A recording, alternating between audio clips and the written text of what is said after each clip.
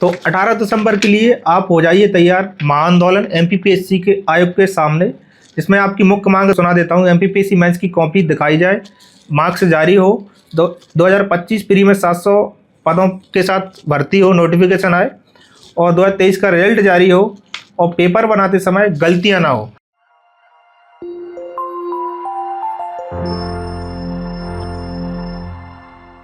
नमस्कार दोस्तों, सिलेक्शन तक में आपका स्वागत है। मैं आपका दोस्त डीके गौतम। आप देख पा रहे होंगे मेरे सामने दो एमपीपीएससी देने वाले अभ्यर्थी हैं जिन्होंने 4 बार मेंस लिखा है, आपने 1 बार लिखा है और काफ़ी दिनों से तैयारी कर रहे हैं और इंदौर में रह रहे हैं जी। यदि इनकी बात की जाए आर्थिक परिस्थितियों की, इनके पिताजी किसान हैं और एक गाँव से बिलोंग करते हैं। तो कुछ मांगों को लेकर अभ्यर्थी 18 दिसंबर को इकट्ठा हो रहे हैं, एक महा आंदोलन करने वाले हैं। देखिए, आप देख पा रहे होंगे मध्य प्रदेश के अलावा बिहार, यूपी, जहाँ पर भी देख पा, जैसे बिहार में तो सोचिए 2000 प्लस पद जारी हुए हैं, यूपी में भी लगभग 500-700 पद आते हैं। लेकिन हम देखते हैं कि एमपी में पदों की संख्या बहुत कम आती है और कई डिपार्टमेंटों में भी पद खाली डले हैं। सरकार बार बार हमें आश्वासन देती है कि इतने पदों में भर्ती होगी, लेकिन आज तक ऐसा कुछ हुआ नहीं। तो इन सब मांगों को लेकर ये 2 लोग मेरे साथ हैं, ये अपनी बात रखेंगे। आपका नाम क्या है? मेरा नाम दुर्गेंद्र यादव है। कहाँ से बिलोंग करते हैं आप? मैं सोनार जिले से बिलोंग करता हूँ। कब से इंदौर में रहे हैं आप? हम 2021 से इंदौर में हूँ मैं जी। तो 21 से पीएससी की तैयारी करते हैं। एक तो मतलब लगी था, इसने प्री लिया, मेंस लिया, मेंस से पहले ही प्री ले लेता था, मतलब टाइम भी नहीं दिया और कुछ करने के लिए भी। तो हम एमपीपीएससी में ही लगे हैं। तो हमारे मेंस हो चुके हैं, तो मेंस के रिजल्ट आ गए, 2 के रिजल्ट आ गए 21-22 का। तो उसमें हमारा चयन नहीं हुआ है और 23 का अभी पेंडिंग में डला हुआ है। तो उसमें क्या है ना कि हम कॉपी नहीं देख पा रहे, तो हमें समझ में नहीं आ पा रहा है कि हम क्या गलती कर रहे हैं, क्या नहीं कर रहे। हम कॉपी देख पाएँ तो हम सुधार करें और सिलेक्शन थोड़ा फास्ट पहुंच जाएंगे। जैसा कि आपने देखा, अभी 2019, 20 और 21 का रिजल्ट जारी हो चुका है फाइनल। उसके बाद भी आयोग ने तीनों रिजल्टों की आज तक कॉपी नहीं दिखाई और मार्कशीट जारी भी नहीं की। आपके कितने नंबर हैं? केवल चयनित लोगों की मार्कशीट जारी की है, उसके अलावा किसी की नहीं की। सर सीधा सा कहना बच्चों का ये है, हमारा भी, कि हमें जो हम लिखते हैं पेपर में लिख चुके हैं, हम उनको देखें, गलती से सीखें कि गलती कहाँ हो रही है, ताकि हमें भी आसानी हो समझने में कि हमें क्या और बेहतर करना है। तो जैसे आप जिन बच्चों का सिलेक्शन हो चुका है उनका ठीक है, मार्कशीट इशू कर देते हैं, मार्कशीट और कॉपी दिखा देते हैं। तो आपको बाकी बच्चों के दिखाने में क्या दिक्कत है? 87% पे आप रिजल्ट जारी कर रहे हैं, 87% वालों का, और जो बच्चे नहीं निकल पाए हैं, सिलेक्शन नहीं ले पाए हैं, उनकी कॉपी दिखा सकते हैं आप। और यदि ऐसा नहीं हो पा रहा है कुछ, तो हमारे मन में, बच्चे जितने भी है सबके मन में एक नेगेटिविटी आती है कि कुछ ना कुछ घोटाला चल रहा है अंदर आयोग में, तभी तो ये निकाल नहीं पा रहे हैं। बच्चों ने ITI भी लगाई है कि हमें कॉपी दिखा दीजिए, और बाकी भी किया है कि सर हमें कॉपी दिखाइए ताकि हम और बेहतर कर सकें। पर आयोग से बार बार यही आता है कि 87-13 का वो है, बार बार ये बहाने दे देते हैं कि कुछ ये है, कुछ ये हम नहीं दिखा सकते। तो सर कहीं ना कहीं लगता है कि कुछ ना कुछ तो अंदर आयोग में चल रहा है जो हमें नहीं दिखा पा रहे हैं लोग। देखिए, 18 दिसंबर को ये महा आंदोलन में एक बड़ा मुद्दा बनने वाला है।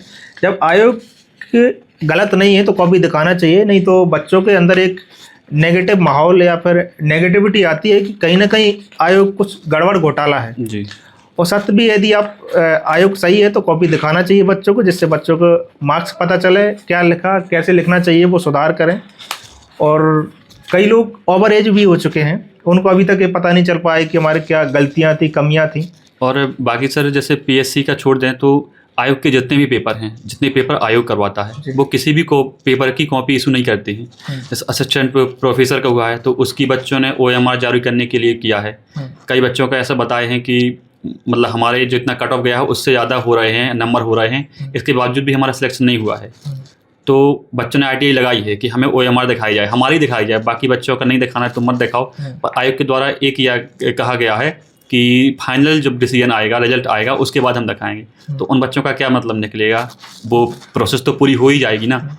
तो सर ये है कि मतलब जो भी है तो कम से कम कॉपी निकालें, आप बच्चों को देखने दें। तो 18 दिसंबर के लिए आप हो जाइए तैयार महाआंदोलन एमपीपीएससी के आयोग के सामने। इसमें आपकी मुख्य मांग दोबारा से मैं आपको सुना देता हूँ। एमपीपीएससी मेंस की कॉपी दिखाई जाए, मार्क्स जारी हो, 2025 प्री में 700 पदों के साथ भर्ती हो, नोटिफिकेशन आए और 2023 का रिजल्ट जारी हो और पेपर बनाते समय गलतियां ना हो, जिससे कई बच्चों का नुकसान भी होता है। किसी का 1 या 2 नंबर ऊपर नीचे होते हैं। सर 2023 में मैं फाइनल कट ऑफ के पास था, मतलब अंदर था, और जब आयोग ने आंसर चेंज किया और क्वेश्चन लेट किया तो मैं वो प्रोविजनल उससे भी कट ऑफ से भी बाहर हो गया सर। इसके पहले 22 में भी ऐसा ही हुआ था कि 1-2 नंबर से रह गया, आंसर चेंज हो रहा है, बार बार ये हो रहा है। तो सर 100 क्वेश्चन बनाने में मुझे नहीं लगता कि इतना बड़ा कोई कठिन काम है। ऐसे बड़ी संस्था है आयोग जैसी, वरिष्ठ सदस्य उसमें बनाने के लिए, तो सर कहीं ना कहीं इसमें विश्वास उठता है कि सर 100 क्वेश्चन आप सही नहीं बना पा रहे, इतना बड़ा प्रदेश का सबसे बड़ा आयोग है। तो सर को यही गुजारिश है हम लोगों की, सब लोगों की, कि कम से कम 100 क्वेश्चन आप सही बनाएं और ऐसे वस्तुनिष्ठता के साथ बनाएं उनको कि एक ही आंसर जारी किया जाए। आप इस वीडियो के माध्यम से क्या कहना चाहेंगे? सर सीधा सा कहना ये है कि जैसे हम पीएससी वाले छात्र हैं, तो बाकी भी छात्रों से और भाई बहनों से जो हमारे साथ वाले हैं, उनसे सभी से निवेदन है कि आप लोग भी आगे आए। 18 तारीख को जो महाआंदोलन हो रहा है उसमें सब लोग हिस्सा लें, क्योंकि ये मेरी व्यक्तिगत लड़ाई नहीं है। आप भी पेपर दे रहे हैं, बाकी भी पेपर दे रहे हैं, विशेषकर कोचिंग और लाइब्रेरी, मतलब जितने भी लोग हैं जहाँ पे बच्चे जाते हैं, सब लोग साथ दें। और जो नकारात्मकता फैल रही है उसको क्लियर करने के लिए आयोग के ऊपर दबाव बनाएं, ताकि माननीय आयोग ये हमारी जो नकारात्मकता बनी है इसको सिद्ध करें कि ऐसा कुछ है नहीं। तो सभी से निवेदन है, सभी प्रदेश के जितने ही बच्चे हैं उनसे है कि सब लोग ज़्यादा से ज़्यादा आएँ और 18 तारीख को साथ में आयोग चलें। और जो 18 तारीख को हम लोग आंदोलन कर रहे हैं, इसका हम लोग जो विधि निर्धारित की गई है उसके दायरे में रहकर ही शांतिपूर्वक शांति सम्मत आंदोलन करेंगे। इसमें हम कोई भी अहिंसात्मक गतिविधि नहीं करेंगे। तो आप सबसे निवेदन है कि सभी लोग आएँ, शांतिपूर्वक धरना प्रदर्शन करें और अपनी मांगों को आयोग के समक्ष रखें।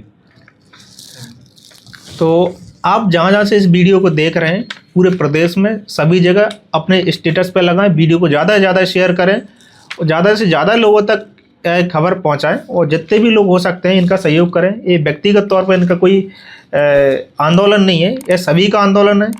इसमें शांतिपूर्वक तरीके से सभी शामिल हों और अपनी बात रखें, अपनी बात मनवाएं और अपने भविष्य निर्धारित करें। आपके उज्जवल भविष्य की हम कामना करते हैं। धन्यवाद।